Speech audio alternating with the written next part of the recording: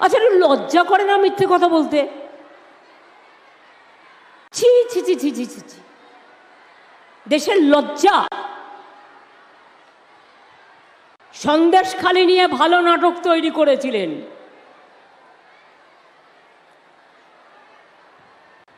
আসল তথ্য ফাঁস হয়ে গেছে।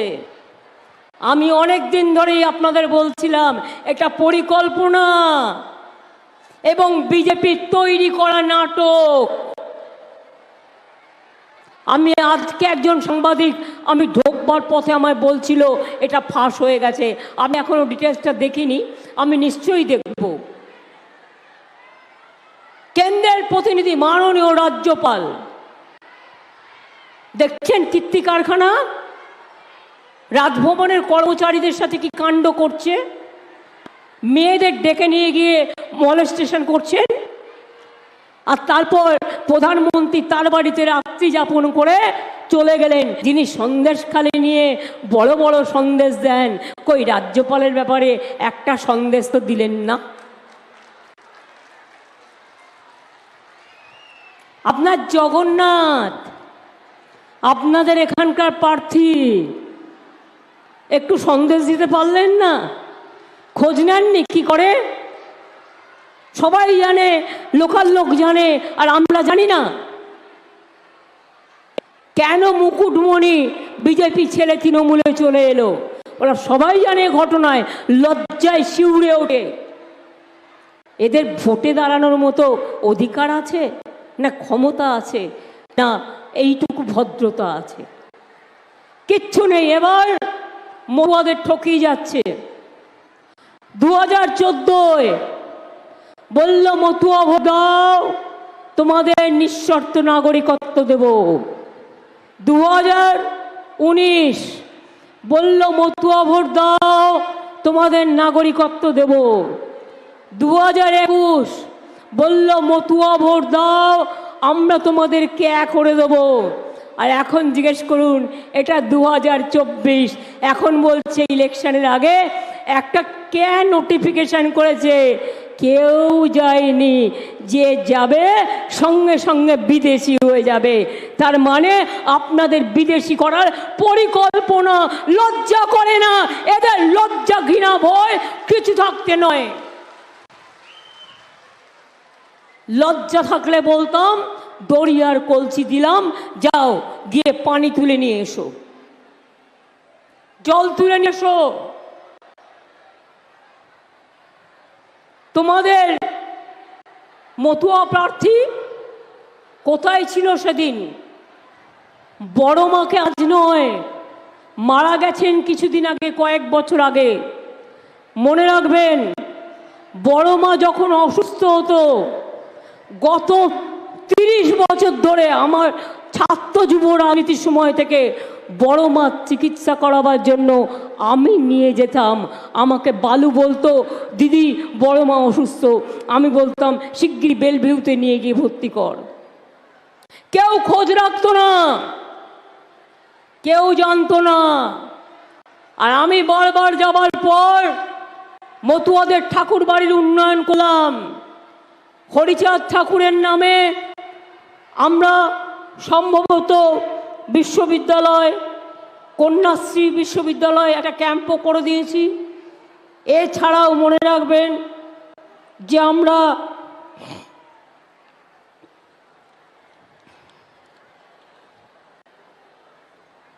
এক সেকেন্ড যাতে ভুল না হয়ে যায়,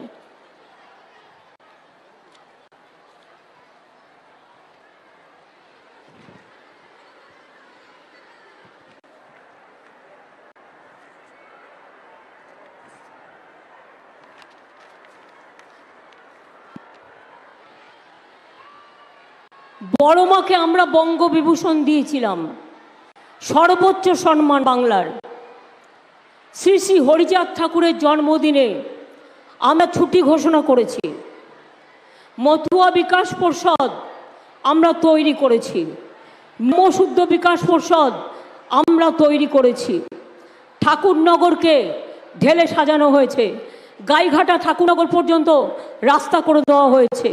ঠাকুরনগরে হরিচাঁদ গুরুচাঁদ বিশ্ববিদ্যালয় তৈরি করে দিয়েছি। গাইঘাটায় পিয়ার ঠাকুর সরকারি কলেজ তৈরি করে দিয়েছি। ঠাকুরনগরে বিখ্যাত ফুল বাজার ও ফুল চাষিদের জন্য ফুল মান্ডি তৈরি করে দিয়েছি এবং ওখানে নতুন বৈদ্যুতিক স্টেশন করে দিয়েছি। তাছাড়াও গাইঘাটায় ITI, পলিটেকনিক, হাবড়া গাইঘাটা জলতৃপ্তি জল প্রকল্প, কিষাণ মান্ডি, পথসাথী সহ অনেক প্রোগ্রাম করা হয়েছে। আমরা করে দিয়েছি এগুলো।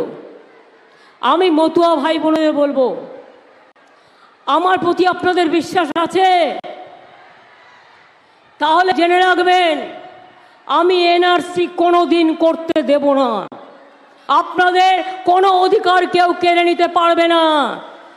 আসামে বিজেপি 19 লক্ষ হিন্দুকে ঘর ছাড়া করে ডিটেনশন ক্যাম্পে নিয়ে গিয়েছিল। এসব বাংলায় হবে না, তাই আমায় গালাগালি দেয়, আমাদের টাকা বন্ধ করে দেয়, আমাদের উপর রাগ দেখায়। আমার কিছু যায় আসে না। আমার যায় আসে মানুষের কাছে। আমি যখন বলছি NRC করতে দেব না, দেব না তো দেব না। কে হবে না? নিঃশর্ত নাগরিকত্ব সবার চাই, কারণ আমরা সবাই নাগরিক। আপনার রেশন কার্ড আছে, আপনার ছেলেমেয়েরা পড়াশুনো করে, আপনার কারো দোকান আছে, কারো চাষের জমি আছে, কেউ বা কিছু না কিছু করেন, প্রত্যেকে ভোট দেন। যখন ভোট দিয়ে প্রধানমন্ত্রী নির্বাচন করলেন, কই তখন তো প্রশ্ন আসেনি যে তোমাকে ক্যাতে অ্যাপ্লিকেশন করতে হবে, তুমি আমার ভোট নিয়ে গিয়ে প্রধানমন্ত্রী হয়ে গেলে। আর আজ তুমি বলছো তুমি মহারাজ সাধু হলে আজ, আমি আজ চোর বটে, অর্থাৎ তোমাকে দরখাস্ত করতে হবে, তারপরে আদৌ তুমি পাবে কিনা তুমি জানো না, তোমাকে বিদেশি তৈরি করে দেওয়া হবে। এই রাজনীতি চলতে পারে না। আসলে কি জানেন, সবাই ওদের ভয় পায়, ওরা চমকায় সবাইকে, ধমকায়, ইডি দেখায়, CBI দেখায়, ইনকাম ট্যাক্স দেখায়। আমি আপনাদের পরিষ্কার বলছি, লক্ষ্মীর ভাণ্ডার আমরা দিই, সারা জীবন পাবেন মা বোনেরা, সারা জীবন পাবেন, 60 বছর না, সারা জীবন। কৃষক ভাতা পাচ্ছেন, পাবেন। কন্যাশ্রী পেয়ে মেয়েরা এগিয়ে যাচ্ছে, যাবে।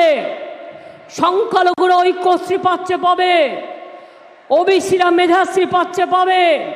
তপশিলীরা শিক্ষাশ্রী পাচ্ছে, পাবে। মনে রাখবেন, ক্লাস 9-এ উঠলে সবুজ সাইকেল পাচ্ছেন, পাবেন।